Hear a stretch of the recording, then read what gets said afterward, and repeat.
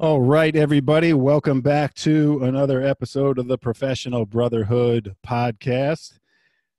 And I'm excited today because we have all our guests are great, but we have another great guest on. Hi, Kara. Hi. Kara, Hi, you're not the guest again. I'm not the guest. No, I'm no longer the awesome guest. I've been demoted to co-host. But you're demoted to co-host. That's a good one. But we do have Lex Shady. Lex, how are you today? Good. How are you guys? Awesome. Thank you for joining us. I'm gonna jump in before you introduce yourself and say that for me, this has kind of been a long time coming because I was scheduled to go to a seminar that you were supposed to be speaking at in Harrisburg, PA, back in May, yeah. The Firemanship Days conference, and I had a bunch of guys and girls from my firehouse going down because that's a annual trip for us, and we were actually going to add some training into the trip this year, and of course COVID killed that along with everything else, so didn't get to see you there, but we've got you here, so which is cool. Well, I appreciate it. Looking forward to talking to you guys tonight. If you wouldn't mind just introducing yourself to everybody for us, that would be great. Yeah, my name is Lex Shady. I'm a firefighter here in Central Ohio. I've been on my current department for just shy of 2 years. Did volunteer for that for a couple of years. Finishing up medic school now, so hopefully I'll be a medic pretty soon. And I kind of got started into the blogging world just as a way to kind of keep myself accountable and kind of share some of my thoughts kind of as a younger firefighter. And started studying building construction because I quickly realized how little I knew about it. And it just kind of became a passion, and I just kind of try to share what I learned and pass it on, because that's what everybody that's taught me things has said, you say thank you, what can I do for you, and they say nothing, pass it on. So that's kind of why I do what I do. So you're I've been watching your Instagram and your blog for a while, so is Kara, and there's not a lot. I mean, there's people out there talking about building construction, but there's not a lot of people from, let's say, the younger generation talking about building construction. So I found that pretty unique right out of the gate, because it's not the sexiest fire topic, right, to talk about building construction. So there's it's kind of, so but you've kind of taken an interest to that, and you've touched on your blog a few times. I mean, I know you said that it was something you didn't know a lot about, so you started sharing it. But what kind of made you realize, or at what point did you realize, hey, this is something that is important, and as a newer firefighter, I should be a lot more knowledgeable on, because I think that that's a message that's important that people need to hear. Well, so I don't know how it is everywhere, but in Ohio, the building construction hours in your fire academy are somewhere between 6 and 8 hours. It's really short, and basically, it's like enough to kill you, I guess. And is a really blunt way of putting it. Like, you get the 5 types, and like that's about it. But those really aren't applicable anymore. I mean, they are as a guideline to start, but I started noticing when I was going to fires that, people would talk about the floor is going to come out from underneath of you, the walls are going to fall down, the roof's going to come on top of you. And I'm like, well, why? I would look at it and I couldn't connect what I'd learned or read in the books to what I was seeing in the streets. And I didn't like that, because, people say that every fire is the same. Well, that's true. But a fire in a house is much different than a fire in a Main Street building. Like, you can't fight the fire the same way, but you can't understand the tactics if you don't know the building you're in. So I just kind of, I don't know, it became a puzzle to me. I wanted to solve it, and I like things that are difficult. It didn't always come easy to me when I first started. So I just started driving around my district, taking pictures of buildings, asking people questions about it, trying to take what I saw, try to find it in the book, to find a definition. And then the way that I learn best is to have to turn around and teach it to someone else, because if I can't explain it, then I don't know it.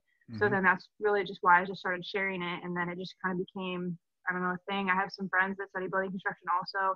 So we'll text each other pictures of buildings all the time and kind of quiz each other. And it just, I don't know, it just kind of became interesting. And like I said, it's a puzzle. So I'll go around to different towns and kind of look and see what's different about that town that my city might not have, or new things that are coming into my city. Like, we have our downtown area is being completely renovated in the last like 5 years, completely redoing it. So that brings up a lot of new things that we're seeing down there. And I don't know, it just kind of, something about it clicked, I guess. And I realized the importance of it. Like I said, you don't understand the building that you're in, what difference does it make, how well you know your tactics, what your hose package is, how well trained you are, if you don't understand what could happen when you go in. Yeah. I think that people don't connect that very well sometimes.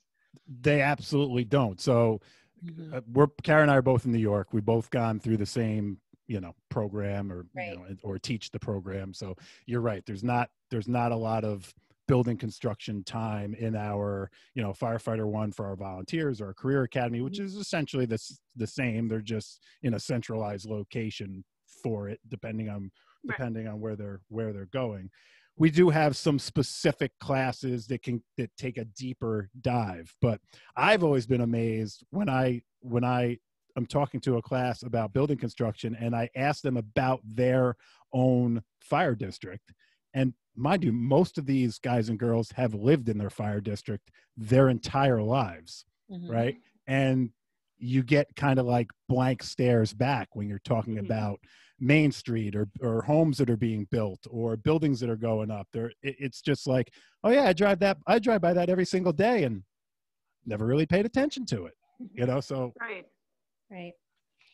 I think the other factor too is one thing that really caught my eye in reading some of the stuff that you've written, Lex, is that you're actually taking separate time to go out and put in an effort to see what buildings are in your first due district and really actually learn about them and take some time. And I think that's another missing piece that's not happening in departments as well. Even when you're out doing driver training or things like that, I think that's a great opportunity to take a look at the buildings that are in your first due district and see what kind of different types of construction you have and what might be the pitfalls. You're in Central Ohio, but the pictures that you post, I see a lot of similarities to my district, and I'm sure to Brian's district too. You have like a kind of a variety. You have some of the older, like you said, taxpayer kind of Main Street USAs that are either still, like for where I am, it's a historical district, so there's not a lot of changes being made, but even given that, within those buildings over time, where it used to be a store with maybe one main living floor upstairs or two main living floors upstairs, has been subdivided into several different apartments. And those firewalls and things like that were put in as codes much later on don't exist in those type of buildings. And so and then in our district we have brand new construction going up too. And we have had the opportunity to walk through some of those builds and to just look at what the construction materials are now versus what they are in the older homes and the older buildings is so markedly different. And I think that to Brian's point, younger firefighters or newer firefighters coming in don't realize that. Yeah, I agree. And I had no experience with building construction. I had no experience really with, anything remotely related to that. So I'd read in a book and it would be like, a 2x4. Like, okay, like what exactly does that mean? Like, you know what I mean? It makes it sound dumb, but like I couldn't, like, okay, why does that matter? Well, when you see the legacy construction, a type 4 building where the main frame members are 8x8, and then you go look at a new frame house and there's our 2x4s, and most of the time they're not even actual 2x4. Like, oh, okay, now I see the difference. Like, this is why it matters. And so I think it's really important to get out and, just like you said, get out in your districts. And my department's really busy. We're a smaller department. There's 6 of us. We have 4-man minimum, so we don't always get to go out, during the shifts. We try to do what we call walkthrough Wednesdays, which is go through a certain building that we haven't been in a while. If we know something's getting renovated or a new building go up, we'll try to get through those. But if we don't have time, when I first started, I would just go on my off days and I would just drive around. One, I was learning the streets, and 2, I was learning like the different kinds of buildings that are in the districts. And I've been through almost every business downtown. And if you tell them that, you're a firefighter, you're a younger firefighter, you're trying to learn about the building so that you can protect it, I haven't had anybody be like, nope, you can't come in here. Right. Like, like, we don't want you to do that. Like, most of them have been, they'll tell me the stuff that they've done in that building or stuff, the history of it that they know. They let me take pictures, ask first, obviously, but the only way you're going to learn is to get out and actually get in and, look at it.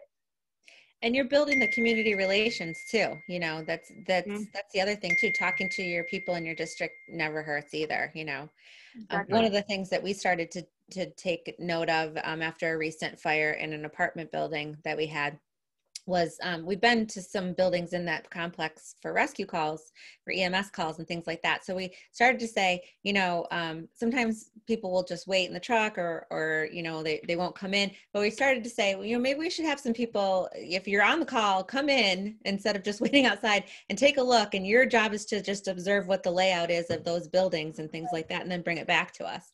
So there are opportunities there, but you do have to seek them out. Mm-hmm.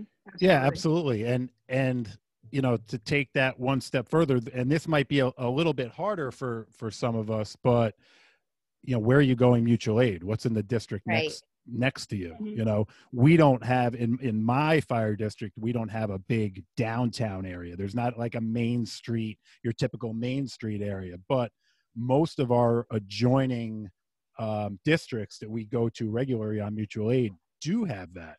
And we actually recently went to a fire last week, a couple towns away, and I'm standing out in front with a couple of my guys, and they're asking me about the construction, and I'm pointing up at the parapet wall and different stuff, and it's things that they typically don't pay attention to because it's not in our everyday response district, Right. But I was happy, they were asking, Right. But again, I'd much rather be having that conversation when the building's not on fire Really? than when it is on fire. But I was still happy to have the conversation. Right. But yeah, I mean, it's all extremely important stuff. And one thing that I always kind of get a kick out of. So I don't know what class it's in. It's probably in an officer class or something, but I know there's an assignment that I give out at least once a year where the students have to go out and pre-plan a building.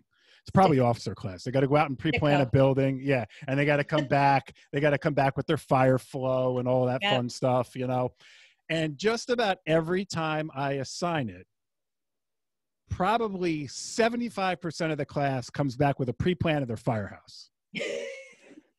75%. And I'm like, guys, part of this is to get you out and to look at something you wouldn't traditionally look at, not the building you're at least 4 times a week. I'm like, but again, it's not that traditional, wetting stuff on the red stuff, stretching hose lines, doing truck work, whatever. But it's important stuff, It is.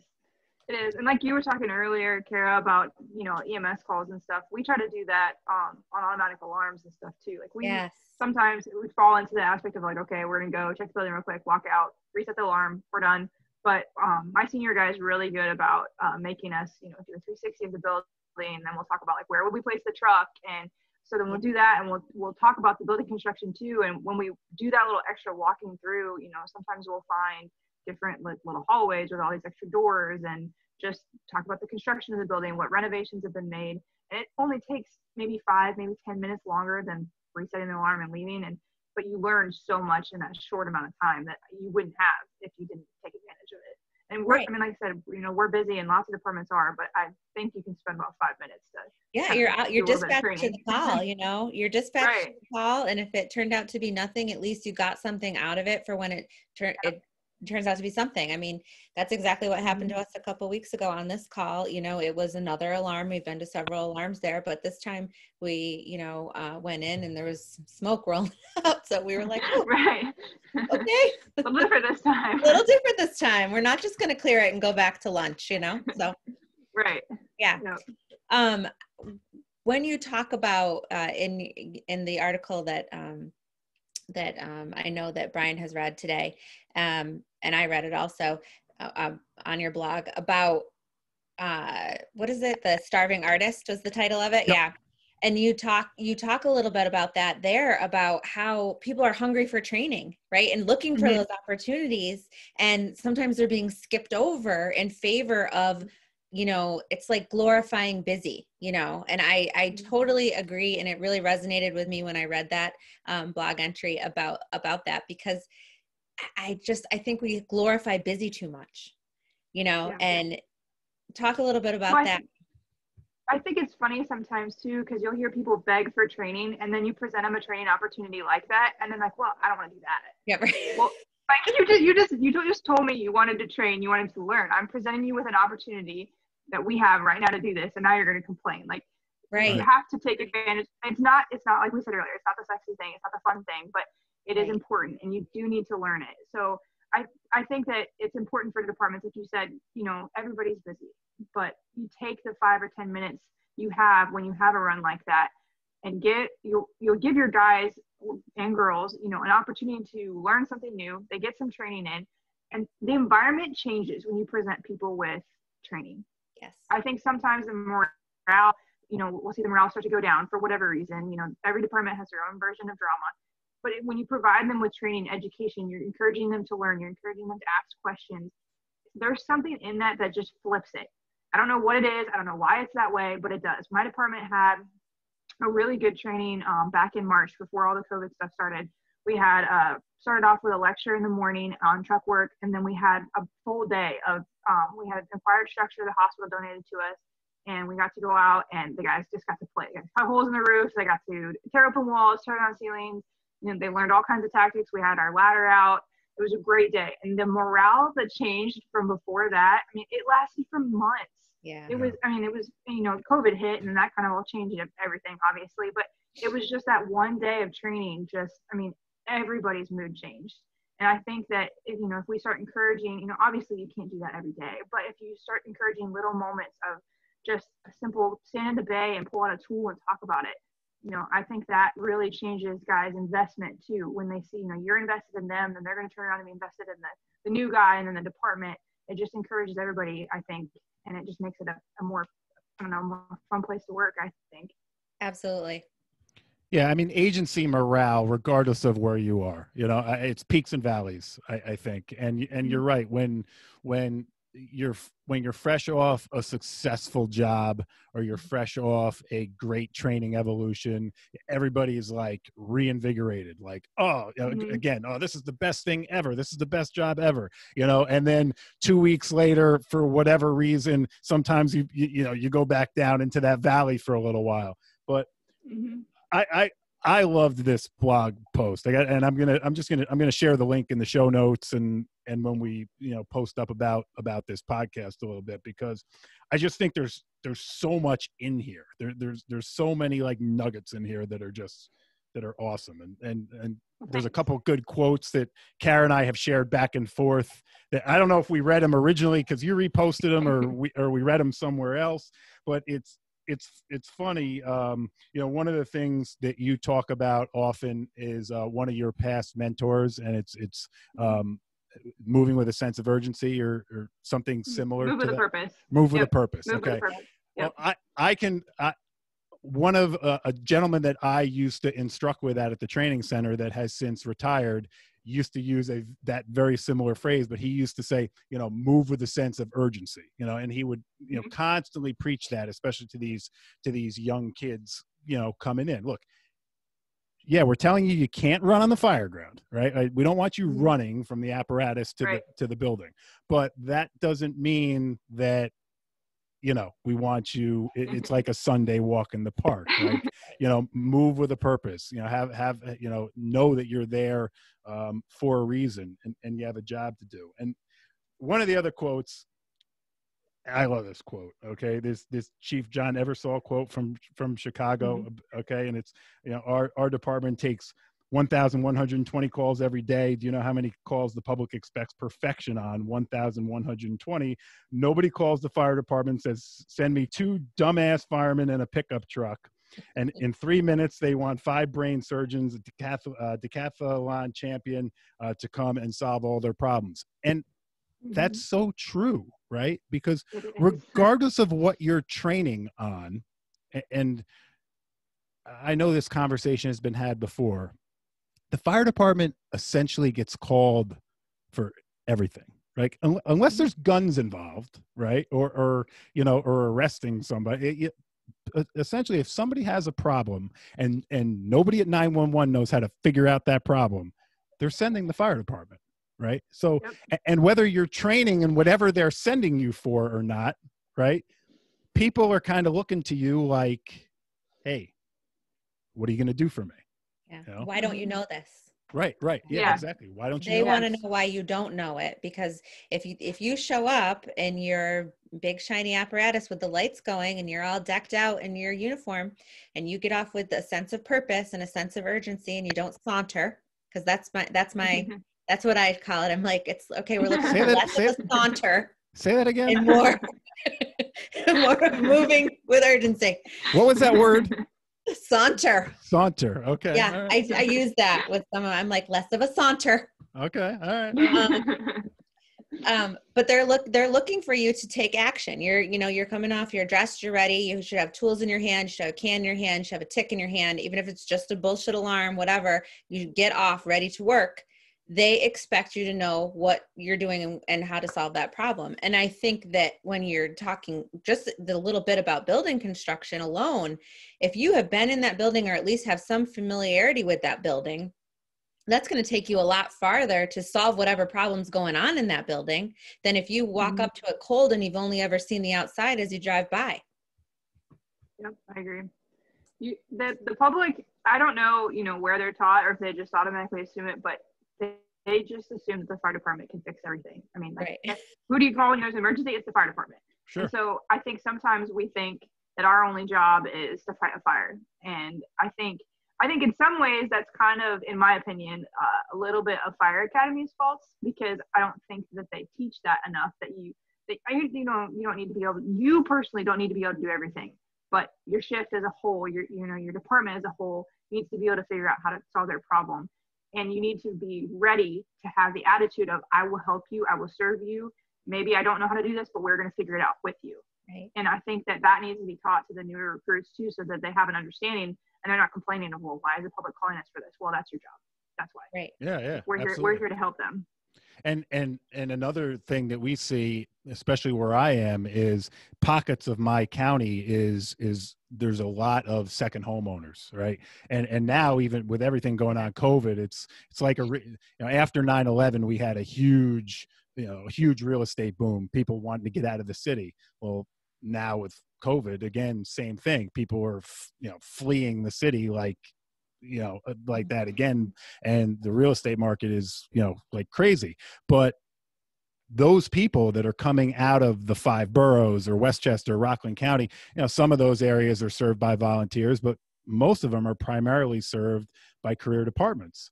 And when you roll up in that $600,000, $700,000 engine, like Kara said, and they don't know any different. Like they don't know that you just left your job to run to the firehouse and get in that apparatus. And quite honestly, they don't really care. They don't care. When, they'll thank you after, they'll thank you for your service and probably learn that, you were a volunteer and holy shit, I didn't realize that, you were working at the neighborhood garage and, this is what you do in your spare time. But they don't realize that or care about that until the emergency is over with and done. And frankly, in my opinion, they shouldn't care about it. It shouldn't make a difference. If you're doing your job you're trained well and you're doing it correctly and you're have an air of professionalism, the public shouldn't have to know whether you're career or volunteer. It's all the same job. I mean, one person's paid for it, one person does it for free, but I mean, the fire or the emergency doesn't pick whether it happens in a volunteer district or paid district. So if you're going to put the uniform on and you're going to respond to that apparatus, regardless of what you're responding for, it's your duty to make sure that you're doing it professionally and you're doing it well and you're, serving the community. Absolutely. Right. So, and you're carrying some knowledge with you on what you're doing, like you say, Lexi, not everybody's going to know, be an expert on everything. But I think that, to me, it's always beneficial to learn from your coworkers, and if somebody has an area of expertise, whether they're an officer, if they're in a leadership position or not, or if they're a senior man or not, if they have something to offer the rest of the department based on a wealth of knowledge on a subject that's important for everybody to know, I think it's so important to tap into that resource and share knowledge amongst your staff, because that helps to keep people engaged as well, and it helps people to feel valued. And I think that's something that has also fallen on the wayside too. You know, you get into these organizational, structural, kind of modalities, and instead of just looking at your people, you're like, well, they're not in this line, so we don't use them to teach others, right? Mm-hmm. Yeah. You can empower your members. Yeah, absolutely. You absolutely want to empower them. That's how you're going to create buy-in. That's how you're going to get them to be more involved. You know, if you have a member that doesn't, seem like they care for whatever reason, in my department, it would be, okay, here's a project, go work on this project, and then come back and teach us about the rest of it. Or, what are you passionate about? Okay, why don't you show us, this thing you're passionate about, whether it's, hose work or truck work or whatever. So go learn something more about it and then come back and teach the rest of us. That's how you create the buy-in. That's how you get a shift that knows a little bit of everything so that they can solve all those problems. It's just, I think, encouraging people to go out and learn. Yeah, for sure. Absolutely. And on the flip side, it's okay to say that you don't know when it comes to, it's all right to say, hey, I don't know. This isn't my thing. I'd much rather say, I don't know what I'm doing here. Do you, than make myself look like an idiot, or try to work my way through something and end up getting somebody hurt or whatever, Right.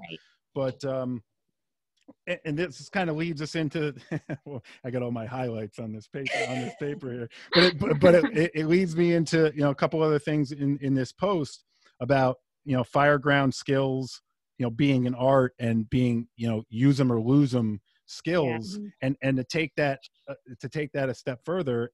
And I love this because I can't think of how many times I've heard this over the years, but when you go to that job, you go to that fire and you hear, people talking about, things that went right, things that went wrong. And they're like, well, we put the fire out or at least nobody got hurt, well, that's what's supposed to happen. Right. I mean, we put the fire out. Yeah, right. Exactly. And raise the bar. Yeah. Perfect. Because listen, if we don't show up, eventually the fire is going to go out. So, there will come a point where it will go out on its own. But, the idea of us coming is to make that happen a little bit faster. Right. Right. And at least no one got hurt one. I mean, come on. I mean, that shouldn't be what how many times have you been on the fire ground and seen something that happens that you're just like standing there and kind of like cover your face and like just waiting for it, and then luckily that no one gets hurt. Well, then what that turns into is no one got hurt this time, so we can do it again next time. Well, no, that was luck. Right. That wasn't a good thing. Right. And so I think sometimes without training, without getting out and practicing skills and learning different things, we develop bad habits, I think, sometimes too. Yeah. So Yep. Yeah. And then when you have the younger members out, they don't know the difference between what's a bad habit, and, and then that's really risky, because you don't want them to start out with their career as a firefighter, learning the bad habits and the poor ways to do things that can lead to people getting hurt, and not knowing the difference. Like, well, that's how so-and-so did it, or that's how we always done it, and it's not the right mindset. Yeah, no, definitely not. Just being prepared for whatever it, and again, we keep kind of circling back to the same thing. Yeah. Are we going to get called for probably just about everything under the sun? Yes, we are. That doesn't necessarily mean you or your agency have to be the expert in whatever that particular specialty is. It might mean something as simple as, okay, well, who are the experts? Can I stabilize whatever this is, until whomever from 20 minutes away gets here to actually take care of the problem? Or, are we trained and smart enough where we know, how at least not to get ourselves hurt or to get more people hurt, You know, that's all part of this whole training evolution. And I think sometimes that gets missed because we feel that duty to act on everything. Right. Yeah, I think that's a really good point. Like understanding when you've reached your limit and knowing that it's okay to say, we don't know, we need more help. I think that's super important because like you said, you know, otherwise, if you don't make that decision, you know, you're likely to either extend the scene, get the citizens hurt, get your guys hurt. And I think a department needs to be okay with saying, I don't know anymore. We're going to stop and hold this where this is, and we're going to get help. And those mutual aid agreements, you know, whether it's another department, just more manpower, or if it's a specialized company for something, having that in place and having everybody know how to get a hold of them and activate that resource is super, super important. And I think that's something that needs to be trained on as well is, you know, if your officer's out, for example, and you have somebody riding up in the seat, that guy needs to know, how do I get a hold of them? Sure. And so I think that's something that every member needs to have. And then, you know, you bring in your dispatch with that as well, so they know how to activate those resources too. I think that's all super important. Right. And training together with those folks, you know, I think that that's something that is done far less than probably used to be done. And I think part of it is, you know, a little bit of the lessened manpower, and everybody has to, you know, work so many different hours. And then you have some departments that are, you know, like yours, Lex, it's a small paid department. And then closer to where I am, we have mainly volunteers and a couple volunteer and then combination departments. But we trying to train as like, it's all called different things, but for us, it's our battalion, trying to train together as a battalion to do, you know, engine ops as a battalion and learn everybody else's equipment and what's going to be arriving for you. That's extremely valuable as well. And then learning what special skills those departments have that yours might not. Our closest full-time paid, or not full, but non-combination full department to us would be Syracuse Fire. And they have a large hazmat response. And so that's where we would be calling if we had a large hazmat incident. So, I mean, I know like this much about hazmat that I learned, you know, when I come up, like, I can do this, like, you know, I can hold my thumb up and that's about all I want to know. That's all I want to know, right? Like, it's just, if I can see it from here, I'm in a good area, and that's all I need to know. But, I know if I'm up in the officer's seat and it is beyond that I need to get Syracuse moving and heading this direction. And I need to alert the county and tell them what my resource needs are right away. So training with those other departments that are going to be responding to your area is extremely valuable too. I mean, at least knowing who's who and who has what. Yeah, absolutely. Yeah, I'm a firm believer in, especially in our world, in 100% volunteer. I'm a firm believer in automatic aids. You know, if I know that my agency can't handle a specific type of call, and I know that for a fact, when that type of call comes in, I want people moving that can handle that problem. I don't want to have to get there. I don't want to have to size it up. I'll do all that, but I want that stuff moving. And if I get there and it's bullshit and I can cancel everybody and send them back home, great, so be it. But I'm a huge proponent of that for volunteer agencies. And listen, sometimes our biggest issue in the fire service is pride, right? Yeah. We want to be able to do everything.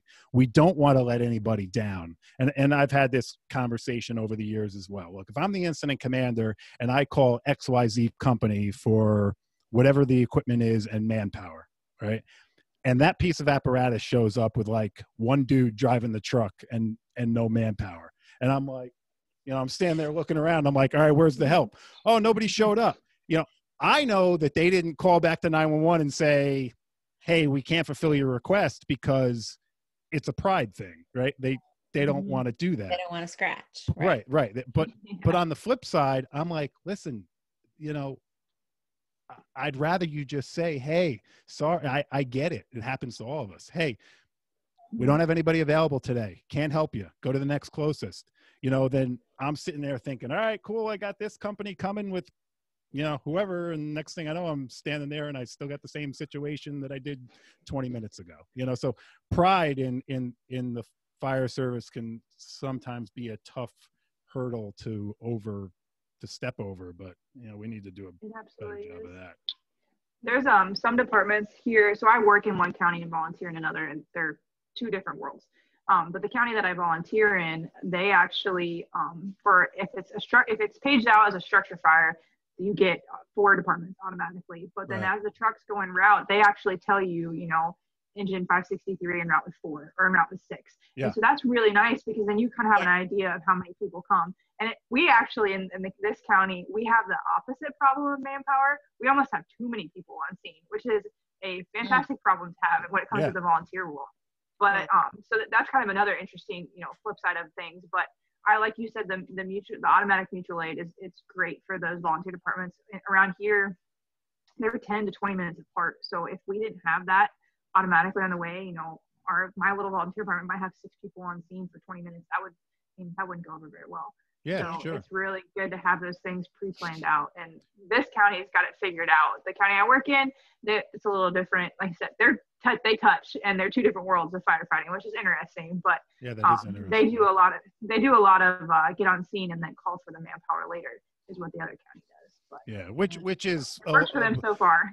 which is a lot of what happens here as well. But when it comes to like those special ops type responses, like we supply a water rescue response for pretty much most of our county if it's involving swift or flood, and I tell guys all the time, listen, you're on the other side of the county. You know that this isn't something that you can solve.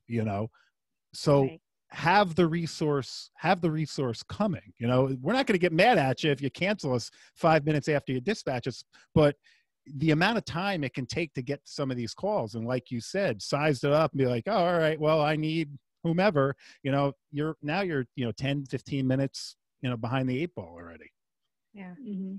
Well, I think with structure fires, like when you're doing a size up, you're like, well, it's a hydrant district, so I have hydrants available, so I need engine manpower and roof work. If you are not in a hydrant area, which we're kind of half and half, then you're like, well, I need a tanker box for this, I'm going to need water for a structure fire. If you're looking at something like a water rescue or like we're part of our rope rescue is our Can I interject real quick here just to point out if you must, and I know you must, because what can I do for you? I got to add a little humor every once in a while. It was the upstate always way at my expense. It was the upstate way of saying water. That's it. I'm just pointing out water. That's it. Thank you for sharing that. That's wonderful. Okay. Anyway, everybody in the southern part of the state already recognized it. I was just pointing out. Anyway, continue. Sorry. Oh yeah.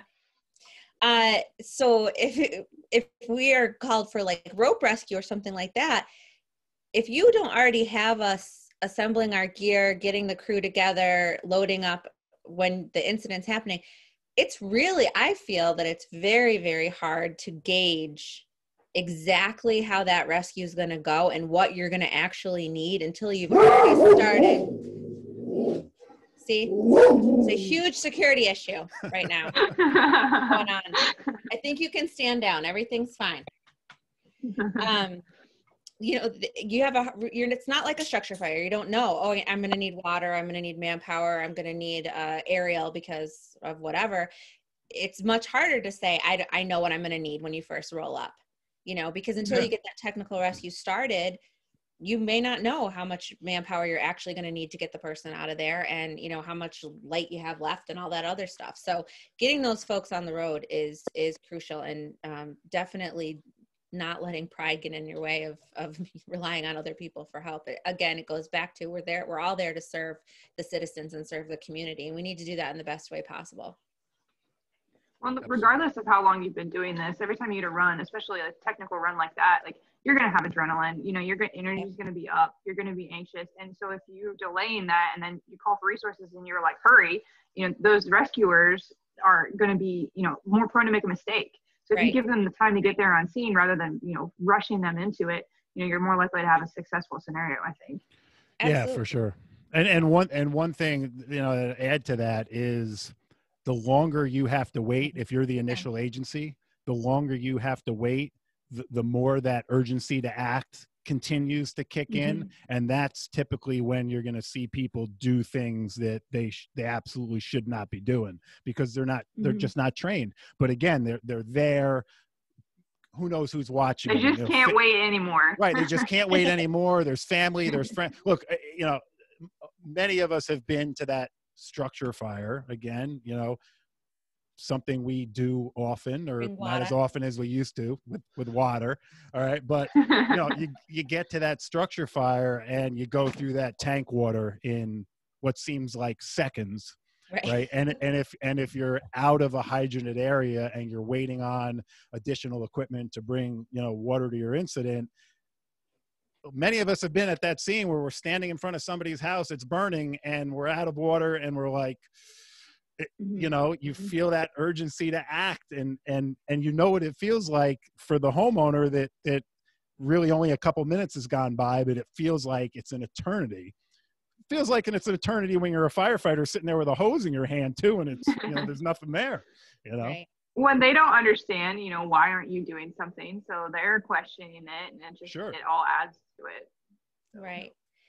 I think that goes back to building construction too, because you know, we've heard from citizens before, like, well, you know, so-and-so's house burned, but only the front part of their house was damaged, or, you know, things like that. Well, their house was very old and burned very slowly and was just a room and contents fire. And, you know, your house is brand new construction and you had all of your windows open because it was summertime. You know, I mean, the public doesn't understand things like that either. And especially, I think even when they're having their houses built with the new construction, I don't think anybody really talks to them about fire emergencies at that time either.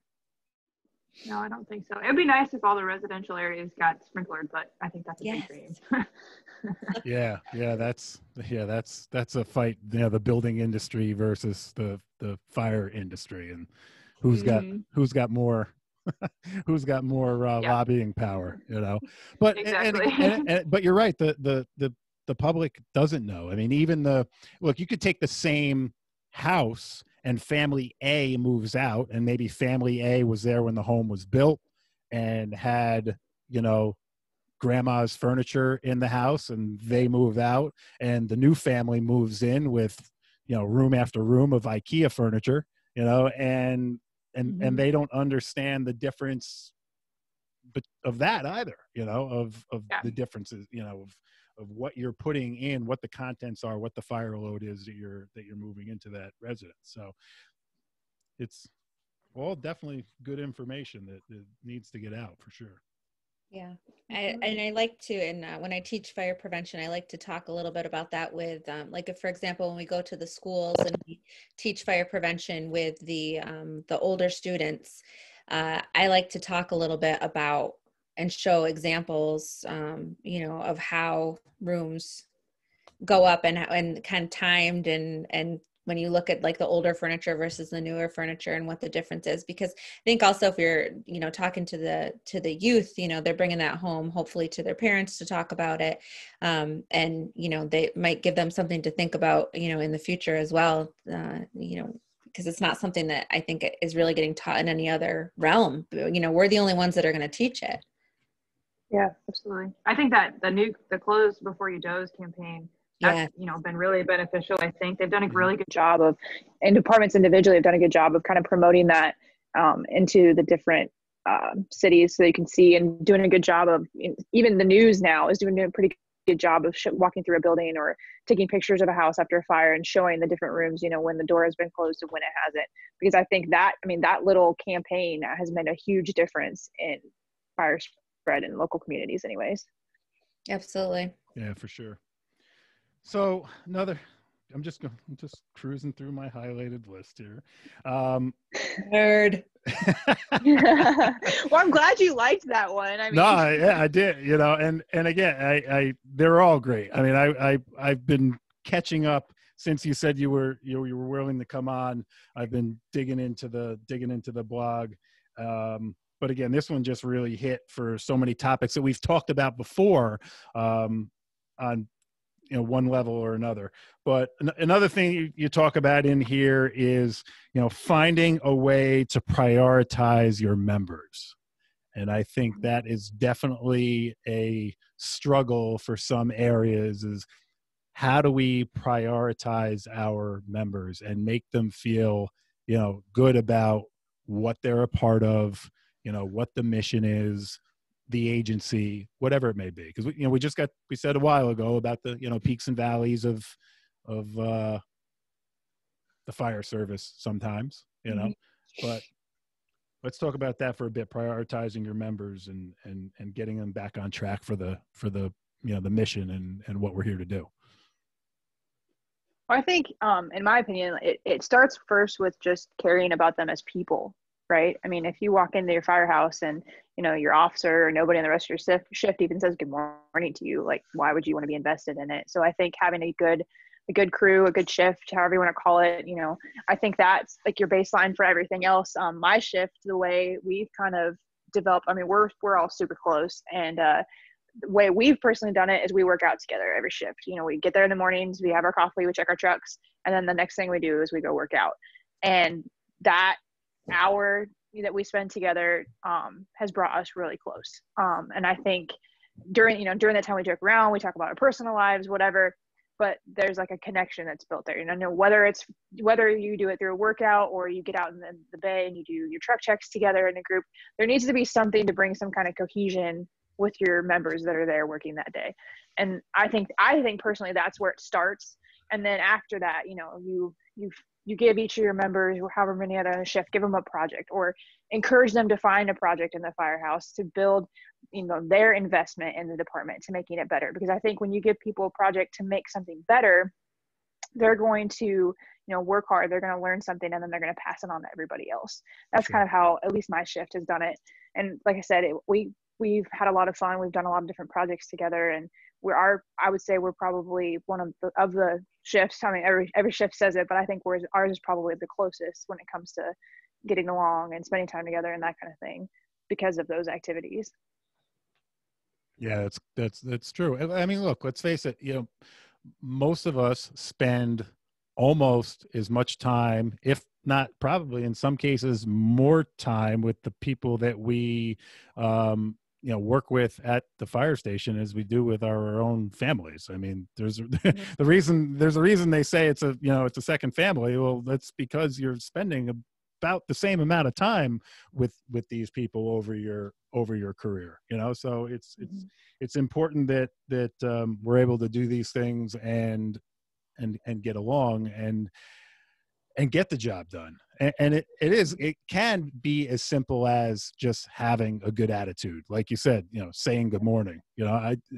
We've talked about it on this show many times on different episodes, saying thank you.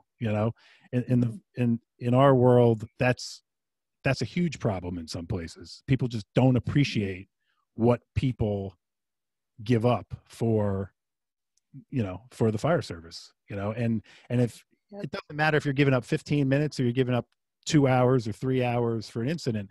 If, all it takes sometimes is somebody to say, hey, thanks for coming out. Thanks for coming down, whatever it is. It doesn't need to be this great big production. You don't need to, hand out trophies or participation plaques.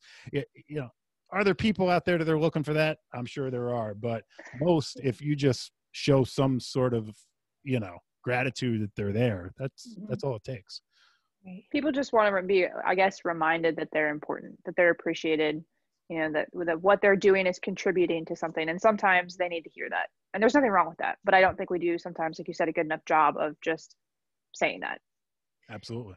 No, I think that goes back to a little bit of that cultural piece where, you're not expected to be, thanked for your work and that kind of thing. And you shouldn't go into it with the attitude that you're just doing it to be thanked. But like you said, it's kind, and, you're demonstrating that you recognize somebody else as a human being that is making a choice to put in an effort. And that part of it to say thank you, or to, acknowledge them or acknowledge their contribution, should be done more regularly. And, we talk a lot about firefighter mental health and wellness. And if you are fostering a culture of acknowledging people for who they are and the contributions that they're making daily, whether they're volunteers or they're being paid to be there, it still fosters that openness and that recognition that there's a person in there doing that job.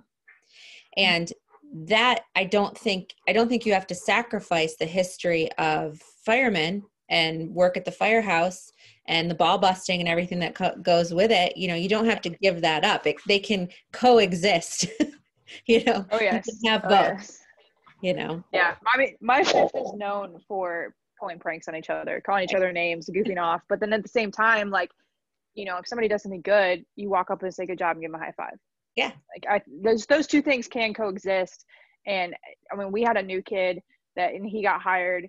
He kind of struggled to kind of find his place to fit in. And it took him a little while, but just some little encouragement. We gave him some projects here, work on this. Like, we want to see what you can do, and take this, work on it your own, bring it back to us and show us what you did. And then when he did that, you know, good job. Awesome. You can do it in our workouts. When he first started, he wasn't really into doing the workouts with us. So we tried to, tease him a little bit, tried to figure out what way to motivate him.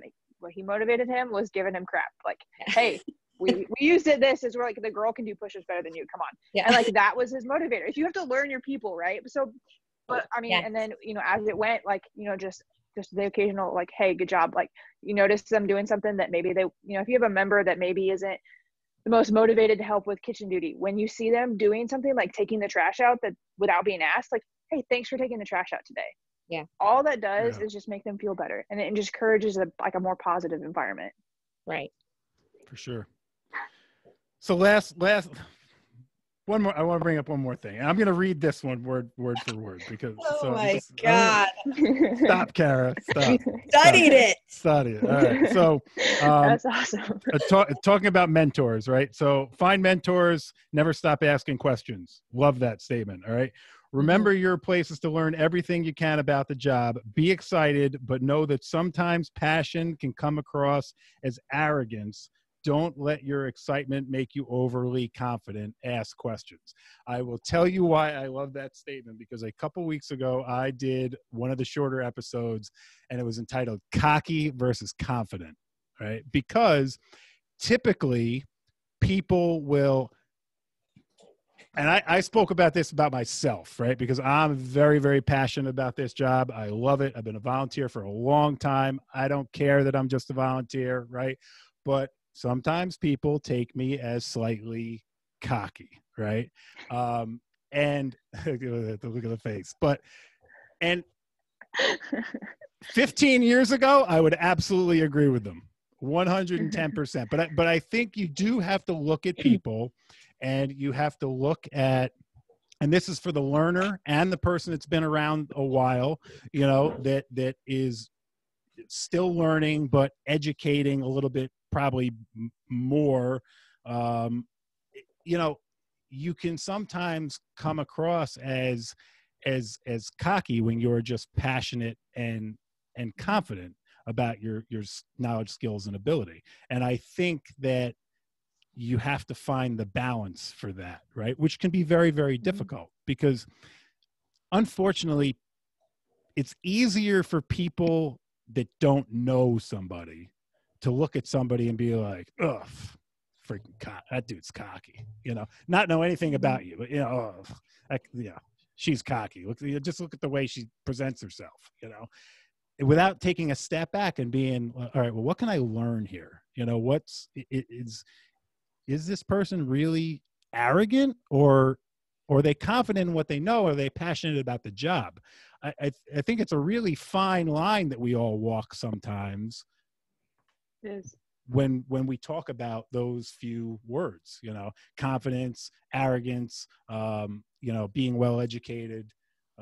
So that whole little paragraph jumped off the page at me, because I've seen that and personally experienced it some, especially being like a younger member. Sometimes your excitement for the job, you'll go to a conference, or you'll read a book, or you'll take a class online and you'll learn something new, and then you'll bring it back to the department, and depending on how you present yourself, it can come across as like, well, I know better than you now. I took this class, just because we've done it that way in the past. Like, this is the new way. This is the way we need to do it. And I think that sometimes that's okay, but you need to, especially the younger people, need to learn how to present that. Like, you went and learned something new. That's fantastic. You're excited about it, right. But present it as, hey, I learned this, can we try it? And then, so, you know, I've done that where I've learned something new in a class and I'll bring it back to my department and I'll be like, hey, I learned this, you know, I know that we do this thing this way. This class taught us this way. Can we talk about the two differences and why one way fits us better? And sometimes you'll come up with a whole new thing in the middle that's a mix of the two. But I think if Sure. you just come in and you say like, I learned this and it's better than the way we did it before, well, like that doesn't get you anywhere. Absolutely. And I think that's where sometimes some of the newer, more passionate members kind of run into a problem, is when they try to say that their way is right versus, you know, the traditional way or that your department did it. And that's kind of what I'm trying to say with that, is that you learn something new and you want to teach people, that's fantastic, but don't discount the old way or Right. the way someone else did it as wrong, because no department across the country is going to do things the same way. Just because Right. you learned it in a class does not necessarily mean it's going to work for you at your department. Be excited about that you learned something, but then tailor it to fit you. Don't just say that this is the end all be all. Well, and listen, let's be honest. There are the fire department, the fire service is pretty judgmental, right? So, so I'm sure, like, you know, Kara and I went to your blog and we read through it, and you know, we pulled a lot of great nuggets out of it. I'm sure there's, you know, old salty firemen that go to a blog like yours and they're like, you know, this kid's been on the job for 2 years. What the hell does she know about building construction? You know, Oh yeah, and sure. they're just discounting right out of the gate, just based on the fact that, you know, based on the fact of how long you've been a firefighter, right? And so it goes both ways. It absolutely does. And Absolutely. you know, and I know in my organization, you know, we really do have a unique group of people, because, you know, the older members really appreciate what the younger members bring to the table, and the younger members appreciate what the older members bring to the table, and everybody is very open to learning from each other, which That's awesome. which isn't, you know, which is kind of unique. I mean, that's a hard place to get to, you know. And I mean, Kara, you could probably speak to this. When, you know, when New York started going to the newer, you know, firefighter one type standard from what it used to be. I mean, how much of a struggle was that, you know, for the newer, look, the kids were coming out of firefighter one, well educated, definitely much better firefighters than they were from what the state was putting out years prior. Right. But the older members are like, well, that's 110% of the reason why my father at Lifetime and is not an active fireman anymore. You know, because when that change up occurred, he was like, I've been running this truck since, you know, blah, blah, blah, blah, blah. And he's like, I'm not taking a class. You know, God forbid. He had to learn something from someone else who was younger than him, you know. And so unfortunately, you know, and I still tell him, because he still lives here in town and he's retired and he's fully capable. And I said, you know, could use operators during the day. Why don't you do that? I'm not taking that class. You know, so there's that I'm not learning. I'm not doing math, right? I can just hear it. You know, I'm currently taking pump ops, you know, New York State pump ops class. And he's like, you don't need to take a class. I can show you how to run that engine. I'm like, well, I have to take the class, Dad, you know? So they do, there is a little bit of that there, and it's unfortunate, because I always think, like, every time I go to a class, there's always something I can take out of it, you know, even if the only thing that I take out of it is that I met somebody else from a neighboring department or that has a similar interest in firematics that I do, that I can talk to that person and learn something from them, even outside of the class. You know, there's always some benefit there. If you're making connections and you're broadening your knowledge base and you're talking to other people that have varied opinions, it's always interesting, and there's always going to be a benefit from it. And I think there is a little bit of closed-mindedness, and it's not only the older generation. Definitely not. You have, you know, some of the younger guys come in, and what Lex was talking about earlier, I have a term for that. I call it unearned competence. And it's like when they just come in hard, you know, because they, you know, read one article on fire engineering and they think that now they're an expert about it. And I call it unearned confidence, you know. Right. I try to switch that around and have them continue to learn about it and say, I'm so glad that you're interested in that topic. You know, the state has a class coming up on it. Why don't you jump into that class, you know, and try to just flip it. And just like with the older members, if they don't want to take the class, you try to talk to them about that. Like, hey, you know, we're all going to have coffee afterwards. You know, if we're going to hang out, it's going to be a nice evening. It's going to be a great chance to connect with some other people. Is your dog destroying the Yeah, room there? What the hell's going on? Absolutely, because I'm not paying attention to him. He has dumped over his toy basket and is scattering toys all over the house because I'm not paying attention to him. So that's awesome. Henry's asleep, so Henry's being good. Craze is being an he's sleeping. So I have a funny story to kind of relate to this whole topic. One of the guys that I teach with out at the training center and have for quite a few years now, when I got on as an instructor, he was not an instructor at the academy, and but he was I don't know if he was an officer at the time, but he definitely was a commissioner in his department.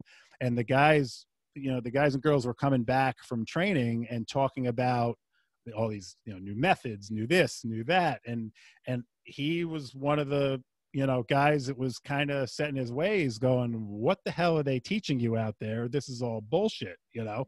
So he actually, and I've always given him credit for this, because a lot of people will not like go out of their comfort zone to learn new things when they're kind of settled in there. He actually started coming up to the training center and just like watching. And then he actually started helping us, you know, coming in and volunteering and helping the instructors. And he did that for a number of years. And then obviously it all started making sense to him. And then eventually he became part of the instructional staff, you know. But that's kind of unique, like you said, like somebody like your dad, you know, who's you know, he could do it, right? You know, he's got something to offer, but he's just like, you know, you're not putting me through pump ops class. I've been pumping a truck for 30 years. I know what I'm doing. And again, do we doubt? Like, I wouldn't doubt that. I'm sure he knows exactly what he's doing when it comes to pumping a truck, right? But I'm sure. Yeah. I'm sure he does. Good He's stuff. scared of heights and he can't climb a ladder, but you know, he can run a pump like nobody's business.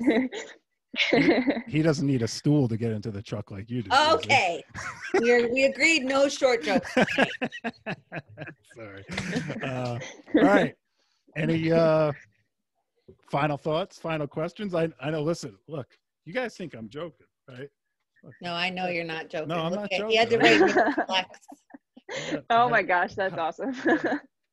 And that's just one blog post. Like, that's just the main one. Like, that's just the he's one. not showing us the notes from all your other ones that he read through. Listen, we could do a whole other episode on just all the nuggets that are there on building construction. I know. But I know there's a lot of people that would be like, oh crap, they're going to talk about building construction. On to the next one.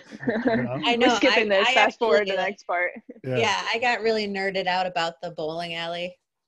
Oh yeah, that was a really, really fun one to do. Actually, oh my God. It was hard to find research on it. Like, there is, you Google bowling alley fires, and there's news articles of bowling alleys burning to the ground, but there's not like data. Like I don't remember the year, but we cited it in that article, but the last year, it was like 40 years ago, was the last time there was something written on bowling alley fires. And I'm like, we didn't understand it because we're like, these happen all the time. Why are they not studied? And I mean, we still can't. I mean, if somebody finds something that's written between then and what we did, like, send it my way, because, you know, we could be wrong, you know, who knows, but that was a really interesting thing to come across. Cause like you said, I hear of bowling alley fires all the time. After that article came out, there was 2 in Northern Ohio about 2 weeks later, but there's no data on it since then. So that was kind of an interesting thing we found. Much about that building, like tactics that you have to think about before it happens. Yeah. And you totally have to know what kind of bowling alley you have too. I mean, there's the different types, and you know, they're all different. So you have to understand what building you're in, which goes back to getting in your buildings. Yeah, absolutely. Absolutely. So everybody go out and go bowling. Yeah. Yes, there you go. Do your team building activity and you know, learn about your bowling alley. For sure. Yeah. Yep, absolutely. Yep. Well, this was, I knew this was going to be a great episode. It definitely was. I'm glad we got a chance to finally have you on. I'm going to let you direct everybody to where they can find you and where all this cool information was. I'm going to tell you that as I was perusing, I like that word, Cara, perusing through the There you go. blog, I felt like kind of a pussy when I got to the workout section. I got to tell you, I got to tell you, when I got to the daily push-ups and the pull-ups. Oh, and yeah. I was like, holy crap. If it makes you feel better, we don't do those quite as often anymore. And when you stop doing them, you lose them very quickly. Yeah. We found that out. Yeah, But that was actually started by my first senior guy. I don't remember what the number was now. I think it was 75 of each, kind of the different push-ups. But by the time he retired, he wanted us to be doing those every day. And so we did. And I mean, we increased it every week by like 5 or 10, but we were doing a lot of push-ups and a lot of pulls for a while. But it significantly increased my strength, so I'm not complaining. Oh yeah, absolutely. Numbers were crazy, and yeah, it was a lot. I'll hang with the push-ups if I get on a regular daily schedule. But yeah, when I was reading those pull-up numbers, and I was like, it's a lot. It's a lot. Well, yeah. And it was cool too because when we started, I mean, they started the program like right before I got hired, and so they had started. So I was playing catch up. So I was doing push-ups and pull-ups on my off days, trying to like catch up to where they were at. And it was cool because, you know, when we first started, there were several of us that used like the assistance bands to do all of the pull-ups, just because you're doing so many. But then by the time we got to the end, you know, I wasn't doing 100 of them without a band, but, you know, we dropped down. So you weren't using a band, or you were only using one if some guy was using two. So it was a really cool way for us to gauge our progress. Yeah. That way we made sure we were improving all the time. So it was really cool. Right now we're doing CrossFit style workouts, which is not quite as many push-ups and pull-ups, but it's still kind of a way for us to keep track of what we're doing and give each other crap and kind of compete. So and it speaks to doing a little bit every day, or, you know, I mean, like whatever it is, you know, if that's what you're doing and doing a little bit of that every day, it adds up. Mm-hmm. Absolutely. Yep, it absolutely does. Well, Lex, thank you very much for coming on the show. And if those of you listening have not, you know, figured it out, the blog is well worth spending some time on. Lex, why don't you just tell everybody where they can find all your info? Well, so I'm on Twitter and Instagram as LexShady516. And then the blog is theshadyfirefighter.com. The links to it are on both of those if you can't find it. But I just like sharing info and learning from other people too. So if you guys have anything cool, come across articles or videos or whatever, classes, send them my way, because I want to be a student first. I just kind of try to pass on all the things I learned, but I'm focused on learning, I guess. So that's awesome. I appreciate you guys having me on.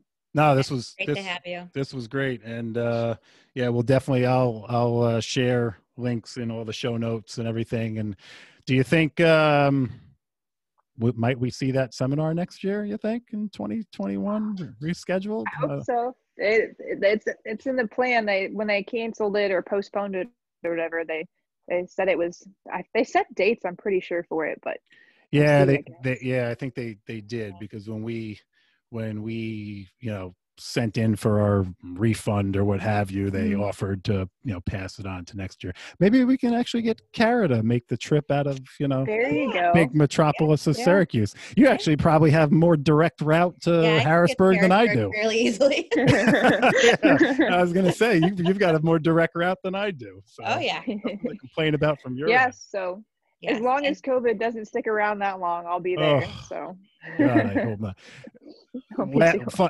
Final point. I don't want to leave everybody on but I actually had something I was supposed to go to in February or March of next year for work, and they already canceled it. I'm like, really? Come on. Yeah. Like, make me feel good. Cancel it in like January or something. Yeah. Let me at least think we might do it. Right. Exactly. I want to be disappointed closer to the event. Absolutely. Exactly. All right, guys. Thanks for joining me, and Lex, thanks for coming on. I really appreciate it. Cara, as always, pleasure. Thank you. Thanks. Thanks, guys. All Yeah, right. have a Until good next one. time. Thank you. Stay safe. All right. You too. You too.